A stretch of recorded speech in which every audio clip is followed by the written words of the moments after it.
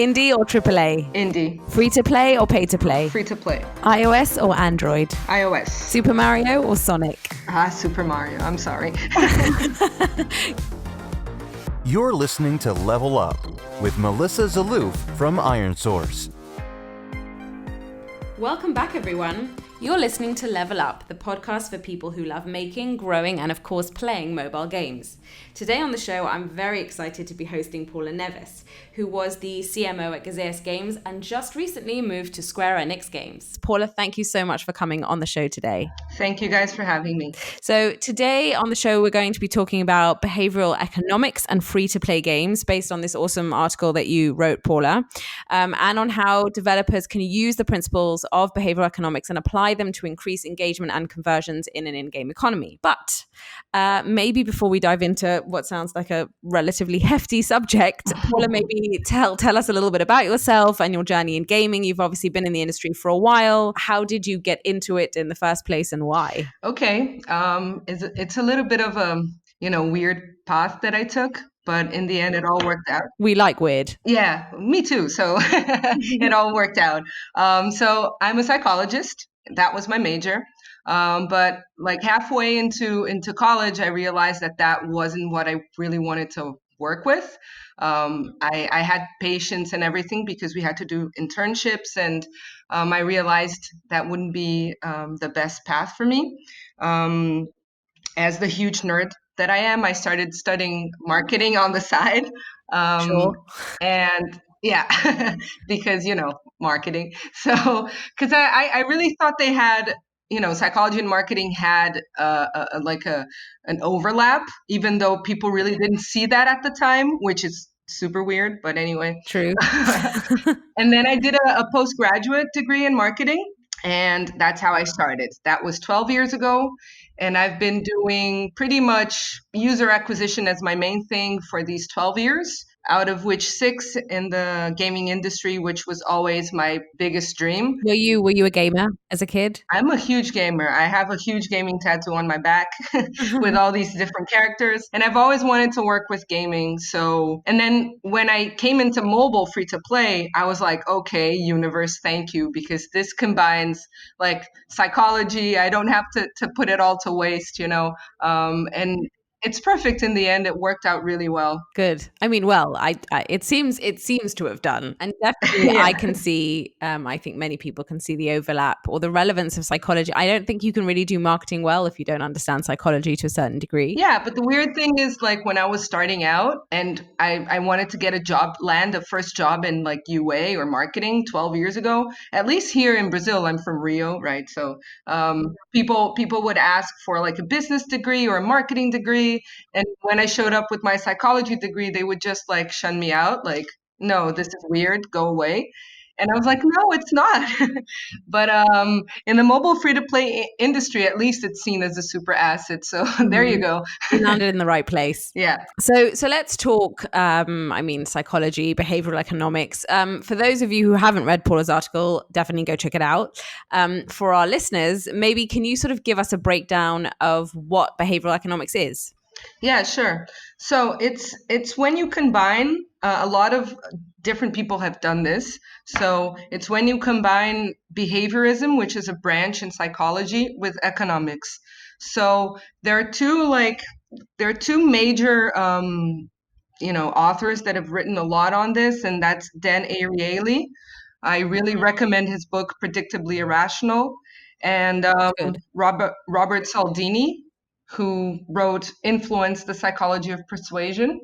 Those 2 books are like a really good start if you want to study this. So these guys and other guys decided that it would be a good idea to combine psychology and economics, and especially the branch of psychology called behaviorism. I think a lot of you might have studied in school the Pavlov dogs and conditioning and Skinner box. All of that is behaviorism. It's a branch that studies human behavior and believes that all these behaviors are a reflex that emerge due to different stimuli from the environment. And in the beginning of like mobile free to play, there was a lot of criticism around this because developers were allegedly creating Skinner boxes in the first games that first came out. So even though this has changed and improved, it still makes a lot of sense combining behaviorism to economics. And Dan Ariely in Predictably Irrational, he basically says that even though a lot of like the get-go purchase decisions that we make, they seem irrational, there is a predictable pattern to that irrationality. And the study of that and how to reproduce that to sell more is what these guys study. Got it. So basically, behavioral economics using psychology to understand and potentially influence how we make purchasing, how and why we make purchasing decisions. Yeah. So now sort of if we're looking at kind of the categories or types of purchases there are sort of three, if I'm right, distinct categories. You have tightwads, you have the unconflicted, and spendthrifts. Can you sort of go into that a little bit? Yeah, so those three different categories, they refer to the friction in the purchasing moment. So we all know there's a friction that comes into when you have to decide to buy something because it's painful to spend money. So some people might disagree with you, but yes. Yeah, well, sometimes it's painful.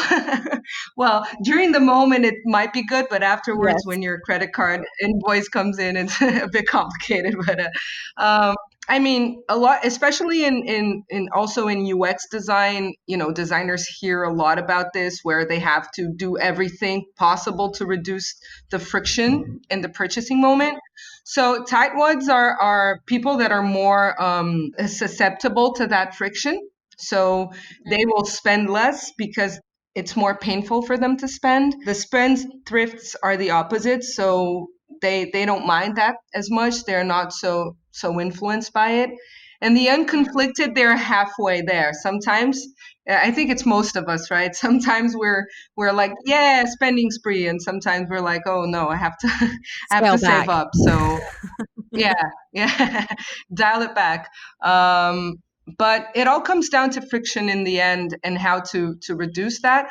Of course, you talked about influencing behavior, and that is true. But I'm very careful in that sense where, for me as a gamer, especially, being in marketing is great because I think I have a view of the gamer as well, always in mind, because I'm a gamer. So the important thing is you have to have a really good game, an enjoyable game. But it won't hurt if you use a few techniques in the way you design the screens and things like that that will help people, spend a little bit more money, as long as you have, an enjoyable game. But we see a lot of games out there that are just, a box of these techniques. Mm-hmm. And sort of just to give us a sense of context, what are some practical everyday examples of sort of behavioral economics at work? Yeah, I mean, when we have at Gazeus, we have what we call Gazeus sessions, where we teach the rest of the company about different subjects. And when I went through this subject with them, at the end, a lot of the guys there were like, well, now that you mentioned this, I can see that this works on me all the time, and now I see it everywhere. So I mean, there are examples everywhere, but at least like here in Rio, for instance, you might be out on the street having a drink, and then there, I don't know if you call them Hare Krishnas Yes. or what, but yeah, well, we have them here, and they will give you something, like usually a flower or a book, and you can say, no, listen, I don't have any money, but they'll say, no, it's for free. But the thing is, it's never for free, because one of the main concepts I talk about in the article is reciprocity. So when you get gifted something, you really feel like you should do something back, right? So you feel bad for accepting that book and not giving them anything. And not giving back. Yeah. So games use that all the time as like giving lives and having you feel like you have to return the lives that you received in Candy Crush. Interesting. That's one example. Another would be like restaurant queues. There are a lot of restaurants that will do like a faux queue, like just something Send the employees out. Yeah, exactly. Out for a fag or something. And then you think the restaurant is super full, and that will lead you to into social validation, which is when you believe that there are a lot of people there. 75% of people really enjoy this. That sort of technique, or reviews for games. So when you have like 5-star reviews for your game in the App Store, the person will most likely download the one with the better reviews, the biggest number of reviews, because it's been socially validated. So restaurants do that as well. I mean, there are so many examples, and people get crazy spotting them afterwards. Yeah, I feel like I'm probably going to start noticing them a lot more now. What made you start thinking about behavioral economics in relation to free to play games? Was it kind of always part of the way you were thinking because of the psychology degree, or was there kind of an aha moment when you were like, oh my god, I could use this or we could use this in gaming? Yeah. So when I started in gaming 6 years ago, I was sort of using a lot of them without knowing that I was using them. I thought I was just being like a good psychologist and thinking up hypotheses from our users and acting on them. But then I didn't even know that was a field 6 years ago, really. And then I started reading some of the books that I mentioned, because I came across them and I was like, okay, this makes a lot of sense, because this seems to put together two things I really like. And then I started reading them and I was like, oh, hang on. I sort of knew this without putting a name to it. And so, but of course, I learned a lot more after I started studying the work from all these different authors. But the aha moment was when I really started reading about it, and then I went into a rabbit hole of trying to understand it, and then, of course, trying to apply them to mobile free to play, because these guys I mentioned, they are just talking about the concepts, and they treat it with different names, but in the end it's the same thing. And then I started in the mobile industry, free to play industry, 5 years ago, and that's when I was like, okay, I think I can get this and join this to what I read. And a lot of other people have done that as well. I'm fortunate to have all this material out there. Do you think that behavioral economics, when applied to kind of an in-game economy, are really only kind of applicable to IAPs, or can we take the same principles and make them work for ad monetization as well?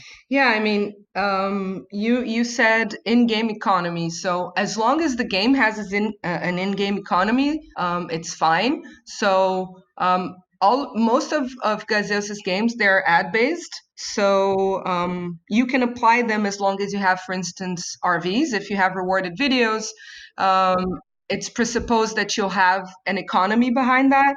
So you can apply the principles to know like where to better show your rewarded video, how to lay out the screen for that, and what's the best moment, and how to ask for their view so that you can increase the opt-in rate.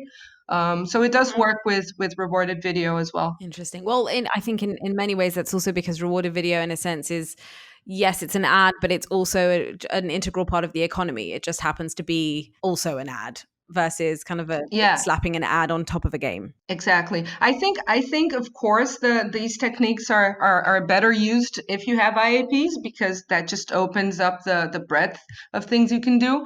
But since rewarded video is economy, like you said, it is applicable very much so. Mm-hmm. And let's say we were to sort of, because you cover some super interesting examples in your article, which I'd kind of love to cover here too. So can we kind of dive into one or two examples of behavioral economic principles at work in games? So decoy pricing or anchoring and priming, they're all pretty wacky when you understand them. And then you also see how they work in real life. So yes, any or all of them that you want to go into. Okay, sure. Yeah, I think decoy pricing is one of the most, like, both decoy pricing and anchoring are really crazy. But well, decoy pricing, it's when one's preference for an option will change after you present them with a similar but less attractive option. So that works really well with subscriptions and pricing. And it might sound weird, like if you have 3 different plans for your game, you have a subscription in your game and you have 3 different plans. And they have, of course, 3 different pricing levels. And then you would sort of just burn one of them. Like one of them, the pricing would be super expensive. It wouldn't make sense. But that's just because that one is the decoy pricing to be able to upsell the third most expensive plan. That's a very like common technique. There's a really famous example of that in The Economist. I mean, they started that with a subscription service that they had, and they would have like the online subscription would be $59. The print subscription of the magazine would be $125, and then you would have a print and web subscription for $125 as well. And that makes no sense, right? I mean, but it seems like all of a sudden 125 seems like, a bargain. It's a steal. It's a steal. I have to do it. So, I think I've actually seen that somewhere and wondered to myself, why have they done that? It makes no sense. But I never really paid attention to the fact that it made by implication, it made the more expensive options seem like a bargain. Exactly. So just as an example, like Dan Ariely, he conducted a study on this. And he found that when he presented this thing that I just described, 84% of people would go for print and web. And only 16% would go for the 59 one, the first one. And of course, 0 would choose the middle one. How funny would it be if someone did? Yeah, no, I would want to interview that person to understand what's happening. Were you drunk? But when he removed that option, it really like changed everything, like 68% of people began to choose the first option when he removed the middle one. So it works. Yeah, it works. It does make you upsell. And this is very common as well in subscription for games, more and more. This is something that Google and Apple have been pushing, this model. And I see it everywhere in a lot of games. And what about sort of anchoring and priming, which just sounds great? Yeah. Okay. So anchoring, it's when it gets like really crazy. It's basically anchoring. It means that like people, they don't just register a price exactly as it is. They will register anchors like this is expensive, so this is cheap. Even when we're talking about UA, like we know the LTV of our users and we have an idea of the CPI. So we anchor that CPI and we know that anything different than that will just say it's expensive or cheap. So we tend to... People need a sort of a scale, basically. Yeah. And we anchor ourselves on the part of the information that we received when we're, in the decision process to purchase. So that way we can make decisions, more easily, per se. We don't have to use, like, there's not so much of a cognitive friction when deciding. Got it. So the idea is to sort of give your purchaser an anchor that makes the price that you're offering seem cheap. Yeah, and that is when it gets really weird because anchor pricing, they're frequently irrational. So I do mention in the article that there's a really famous experiment in behavioral economics, and this was done like dozens, probably hundreds of times with different things. But like I would ask you and like other volunteers to price something that you have no idea, like let's say gym bikes. Like I have no idea how much a gym bike would cost. I would ask the volunteers to go through like 20 different brands and price them as they think, just looking at them, what do you think they would cost? But before that, I would ask them to write down on the paper their social security numbers or, whatever. Here in Brazil, it's the CPF, you would just write it down. And then it was found that the larger the ending of the social security number, the more people were willing to pay for that item. So that's crazy. It's really weird. Yeah. Just the fact that there's a big number on the paper would make you price things, as more expensive than they are. Wow. And I put an example there in the article that people can read through it. But this was repeated with like wines in a supermarket. The behavioral economics peeps, they really love supermarkets. They do a lot of different experiments in supermarkets. I love them too, but for maybe different reasons. Yeah, for different reasons, for sure.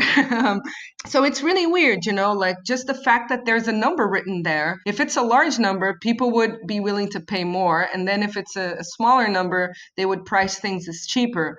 So like, we see a lot of these practical examples out there, just like, you putting like Amazon will show like products with higher prices together with products with low prices. So in a game, you would be sort of presenting different kind of, coins or swords or kind of a set of lives that were super expensive versus 2 or 3 other options that are much cheaper.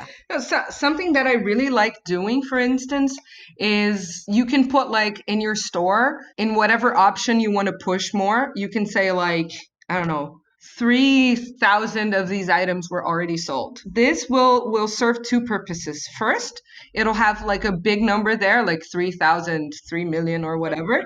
And it will serve as social validation as well. Wow. Like so many people think this is awesome, so you should buy it too. Otherwise, you don't know what you're doing. This is shady. This is so shady. Yeah, well, a little bit, yeah.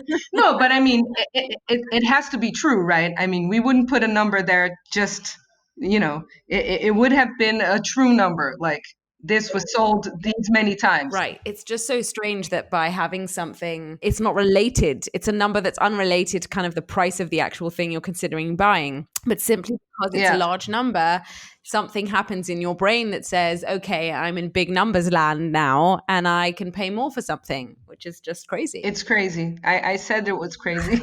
and when you combine that with priming, priming pretty much just means that it's difficult for us humans to distance ourselves from the first impression. So once you anchor something and that's your first impression, it's really painful to like undo that.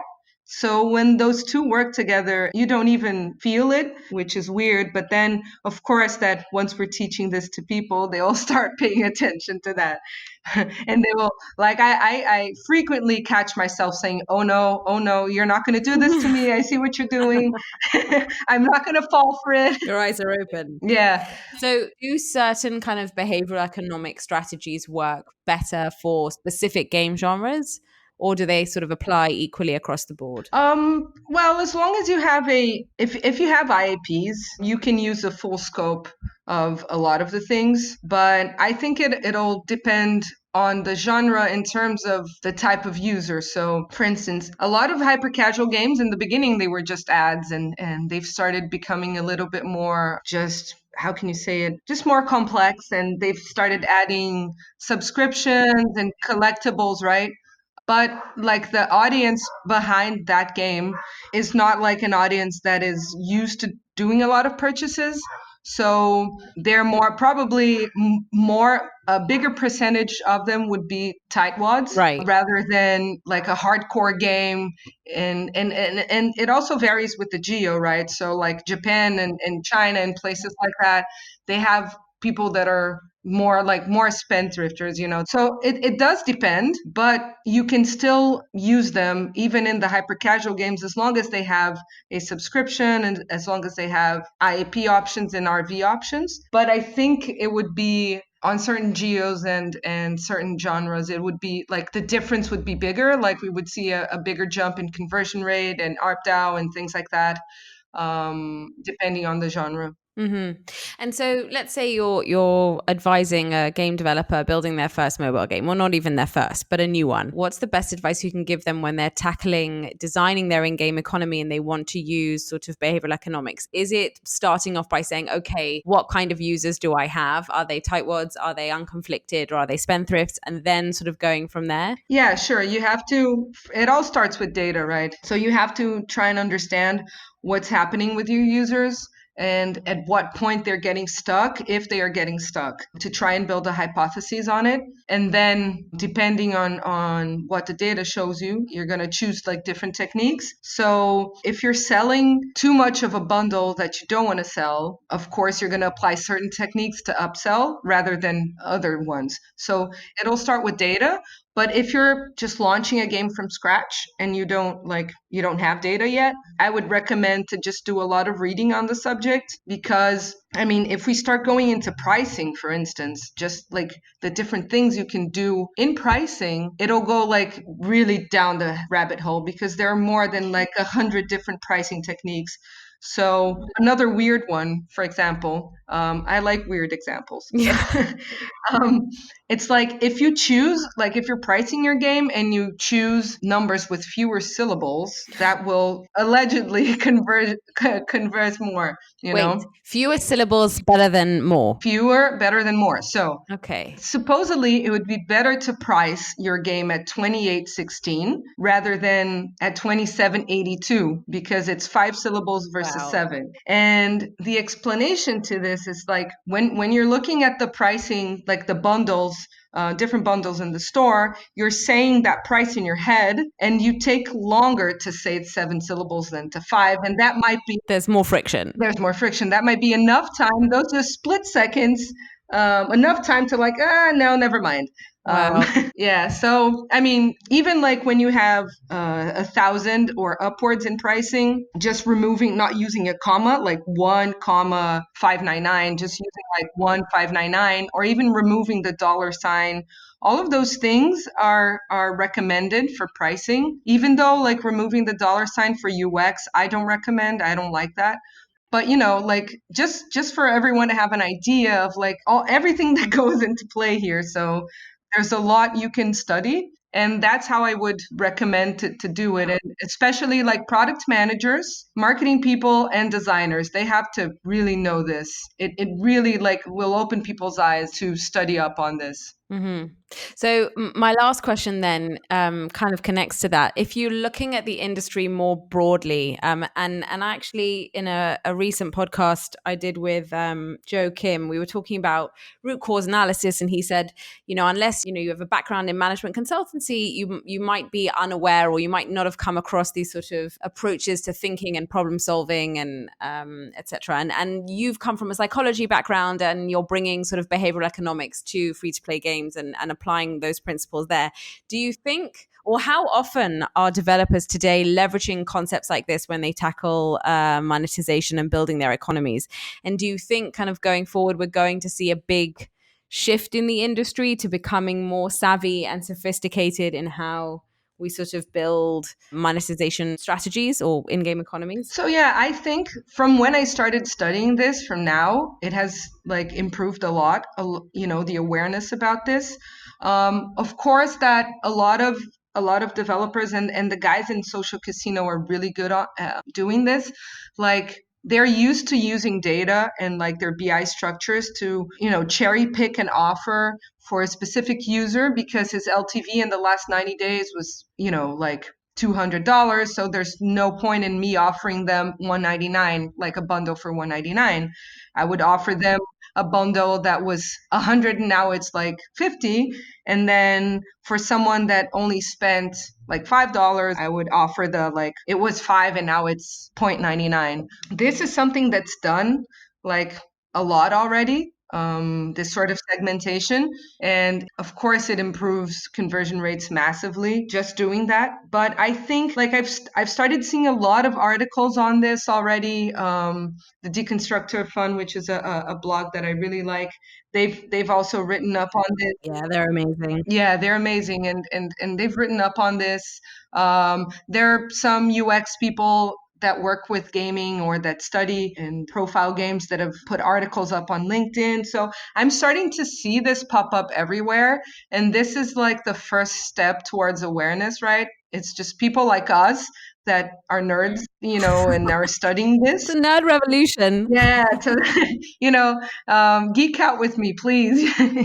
So I think if we keep spreading the word, it'll keep going, you know? So it has improved a lot. I can see that not only people are being more savvy in terms of like the influence of psychology in mobile free-to-play games, but they're also becoming even more savvy in the like data-driven monetization part. And this all works together, right? Yeah. But I would love to get to a point where I really wouldn't have to explain to people like why it's super cool that I work with mobile free-to-play games and I'm a psychologist. Like I really wish I could reach that moment where people would just say, okay, you know, you're a psychologist and this is awesome, you know. But I think we're getting there. I'm happy on how things are moving forward. Yeah, definitely. Well, thanks, Paula, for being with us on the show today. It's been super interesting, but then I pretty much assumed that would be the case. And thanks, everyone, for listening. Tune in next episode for more game industry leaders talking all things game growth here on Level Up. Game Boy or Xbox? Game Boy. Hyper casual or casual? Casual. Backstreet Boys or NSYNC? Oh, man. Punk rock. You can say pass. You can be like neither of those. Neither of horrible those. Options. So yeah, Bad Religion. Pennywise. Native or interstitials? Interstitials. Ads or IAPs? Ads. Shower or bath? Shower. Good answer. Yeah. Got that one right.